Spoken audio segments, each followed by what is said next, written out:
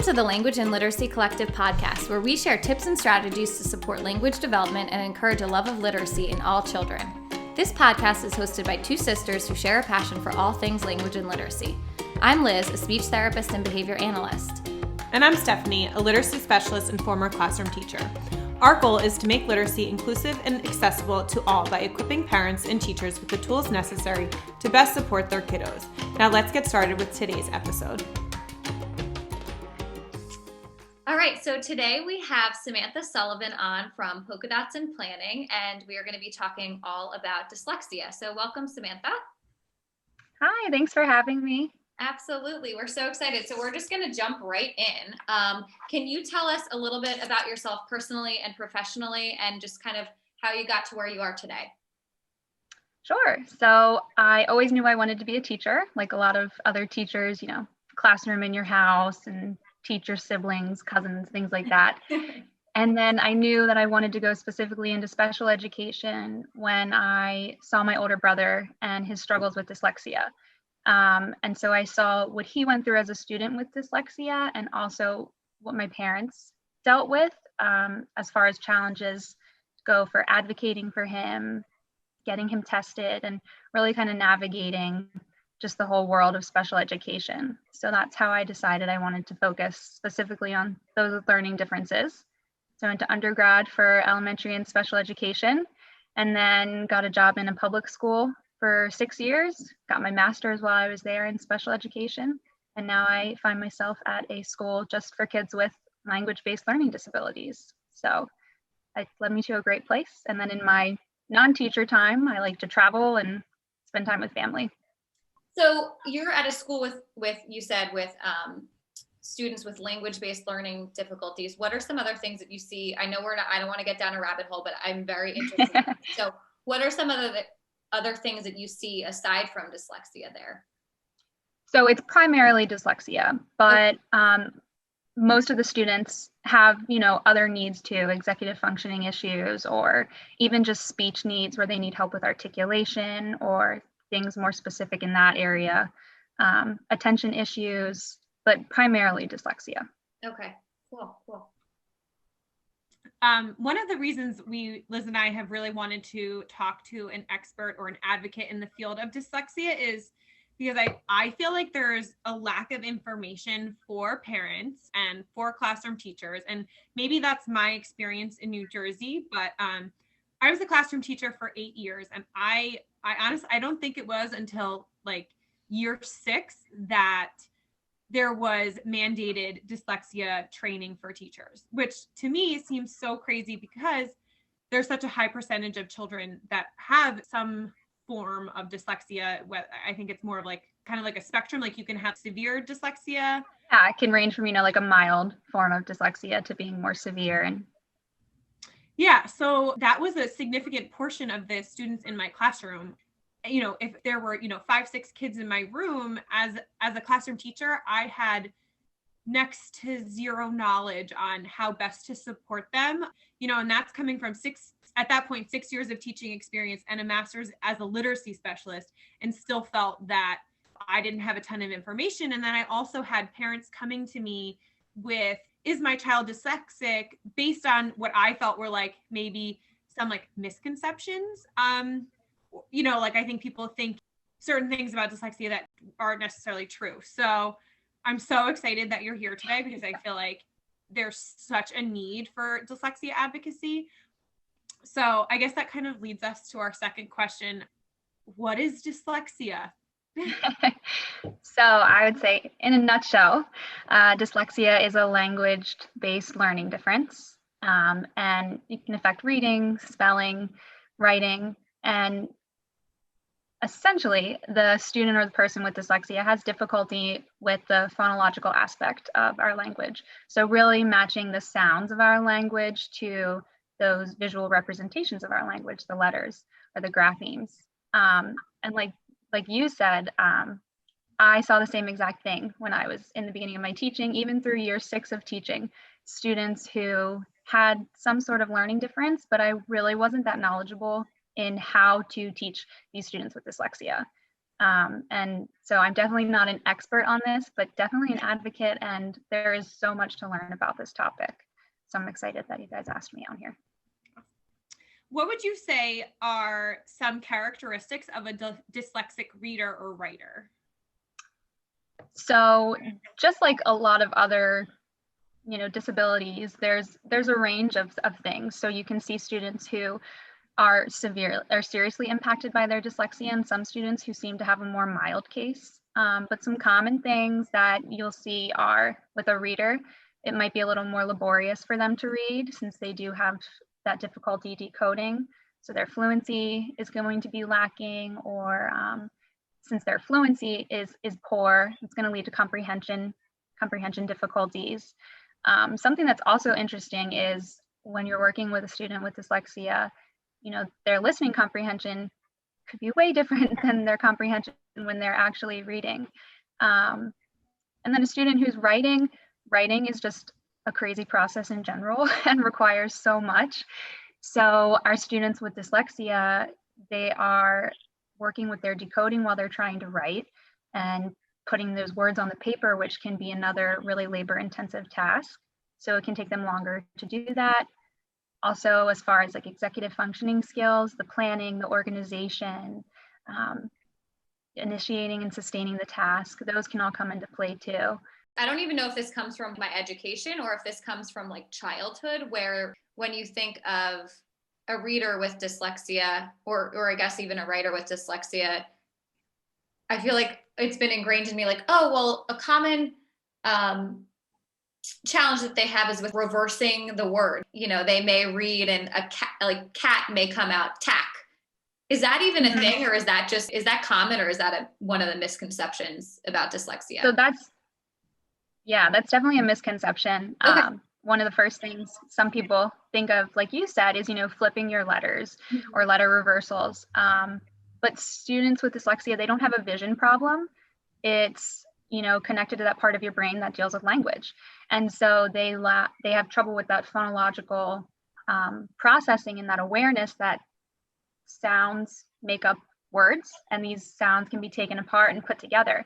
And so when they are struggling to say a word and they may mix up the phonemes or the sounds, that's their difficulty decoding the word and blending those sounds together. So a misconception. Gotcha. Okay. So then what are some of the other misconceptions surrounding dyslexia? One that I really like to point out a lot is that there's not a connection to intelligence and dyslexia. Students with dyslexia are capable of the same things. They, it doesn't mean they have a lower IQ. There are so many people who have dyslexia who are successful. Another thing is that I saw it a lot with, my brother. A lot of people just thought he was lazy, or that someone with dyslexia, maybe before they're identified or even after they're identified, they just need to put forth more effort.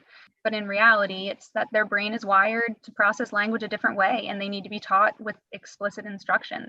And it's definitely not laziness. Right. Yeah. So there's a lot, and the research on it's really amazing and really interesting to look into. But I think those are the big ones. Oh, wait, I thought of another one. Oh, good. What is it? That dyslexia can't be identified early. I know that a lot of students, when I was in the general education setting, trying to get a student referred to the testing process could be difficult. And a lot of times I was told this child's too young.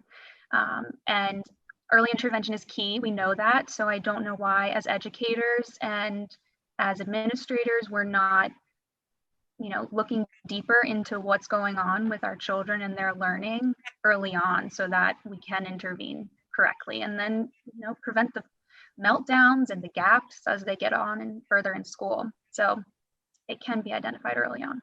So with all that being said, what are some strategies parents and teachers can do to help students who may be dyslexic? So one thing that I think is a huge component of a student's success is helping them gain self-advocacy skills. Even as a student without dyslexia, I found that knowing my learning style and knowing what worked for me made me more successful. And so students at our school, they know what dyslexia is. They know what it means. They know how it impacts their learning. And they also know that they have a responsibility to speak up for themselves, and that when they leave our school, they're probably going to experience teachers who don't have the knowledge that our teachers have, or that don't know how to accommodate for their needs. And so they need to learn how to speak up and be comfortable speaking up. So I think that's huge, just teaching them about dyslexia and working on those advocacy skills. And then obviously the instruction is key. In students with dyslexia, there is research-based practices about what works. And so those need to be put in place, and it needs to be consistent. And I think that as a parent, it just doing all the reading and the research that you can. I think it's difficult for a lot of parents to know what their rights are as far as getting testing done for a student and the special education process. And so the more knowledgeable you are about it, the easier it's going to be. And then, there's tons of resources that you can reach out to. So I think, the early intervention, making sure you've got that approach that's appropriate, and then the self-advocacy is huge. I love that. I actually just was talking with another professional on Instagram Live about advocacy, and just how important it is for parents to know their rights in that area. So I think that's a good point. And sorry if I missed it, but what is your actual title? You're not a reading specialist. What is your actual title? No. So at our school, our students have other core classes. And then in addition to their regular language class, they have what's called tutoring. But It's not tutoring as in like, let me help you get ready for a test. It's individualized reading and writing instruction. So I'm technically a tutor is what they call it at our school. Okay. But your degree is special education degree. Okay. I have another question. So, and then Steph, you can ask your question. Do you have speech therapists that you collaborate with? Because I know there's a lot of like overlap. And we actually were on SLP Nerdcast a couple of months ago talking about just what Stephanie mentioned with phonemic awareness and kind of some of those things to look out for in terms of early language disorders, then kind of resulting in some more literacy-based disorders. So that's something that, the speech therapist can be involved in kind of from maybe potentially an earlier age of the child, because it may present initially as, a language disorder and then kind of evolve into more of a literacy disorder. So is that something where you're kind of collaborating with speech therapists? Definitely. Within your school? Okay. Yeah. And I feel like as I've worked at this school, my idea of what an SLP did was so different when I worked in the public school system. And now that I work so collaboratively with these other SLPs, I'm wondering why in college I didn't get some of the knowledge or the overlap that there is. I mean, it's really powerful what we can do by working together. And like you said, that early language component can be such an indicator. And so many of the strategies that I've learned from these SLPs are helpful in my everyday teaching. So our most severe students with dyslexia often have SLPs as their tutors. Okay. And yeah. Cool. We are all for the collaborative approach. Okay. Yeah. So, okay, Steph, go ahead. You have a burning question. Well, this is just kind of touching upon like what your specific role is.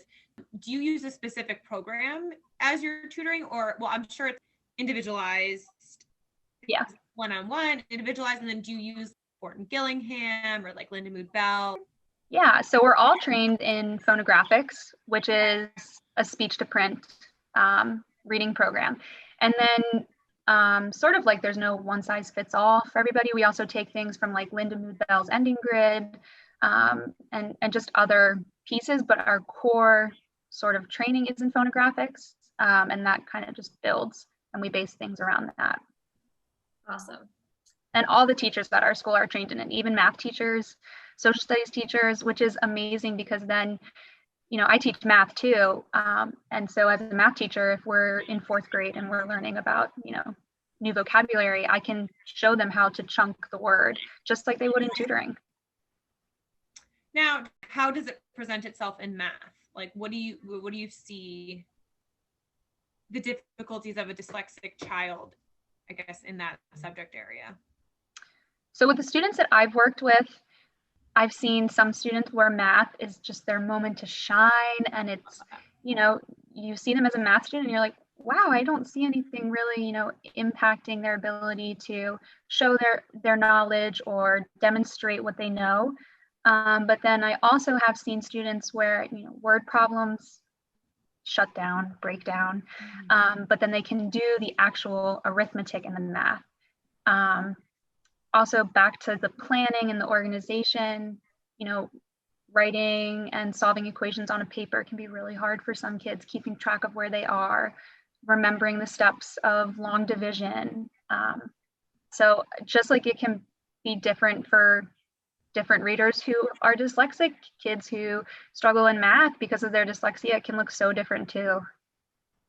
That's so interesting. In my opinion. Oh man, I wish we had like 1,000 hours of podcasting. Well, so my one math student that I have this year, he's a first grade student, and I'm doing second grade math with him. And but he can't read. So it's just so cool that there's just we really get to see the different ways that these kids can excel and where their strengths are and help them with what their needs are. Awesome.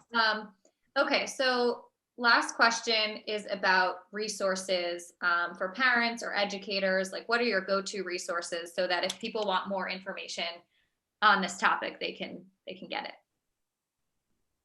Well, I have a couple favorite people that I look to for research and that I've read about and heard from on podcasts. So David Kilpatrick, he is like the guru in reading and phonological awareness. I also love Timothy Shanahan. He has a website that's really full of resources and information about literacy.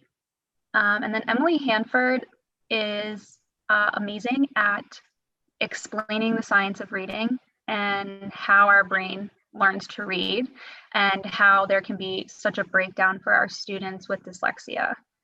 So I feel like those are three names that pop in my head right away. And then also there are just tons of podcasts that I found throughout my past few years. There's one called Empower Dyslexia that I really like. And it's cool because they also have a student version, sort of, where they have a younger person talk about dyslexia and kind of run the podcast. So you're not only getting, an adult's perspective, but you get a younger person's perspective on it as well. So yeah, just look for the resources. They're there. There's tons of them. Awesome. This was really, really informative. I feel like you managed to give us like a little mini course on dyslexia in like 20, 25 minutes. This was really, really fantastic. I think it's going to be super helpful information for both parents and educators. And they may not, have all the answers as they walk away, but they'll, know where to go for resources and extra support with this. So thank you so much for all of this awesome information. Oh, yeah, of course. I'm happy to share it. Have a follow-up. Oh, yeah, I'd love that. And again, like there's just, I feel like as a teacher, I'm just like a lifelong learner. So I'm definitely by no means an expert in this area. I am just along to learn as much as I can and speak out about what we can do to help these students because they're amazing and they deserve everything and anything. So awesome. Thank you so much, Samantha. Yeah, thank you so of course. Thanks so much for tuning into our episode with Samantha. You may have noticed recently that we have rebranded to the Language Literacy and Play Collective, and more on that soon. We have to re-record our intro, and we'll record a podcast episode in the next month or so, giving you some insights into why we rebranded. We have a lot of really exciting projects coming up, so the best way to follow along is to find us on Instagram at Language Literacy Play Collective. Hope to see you there.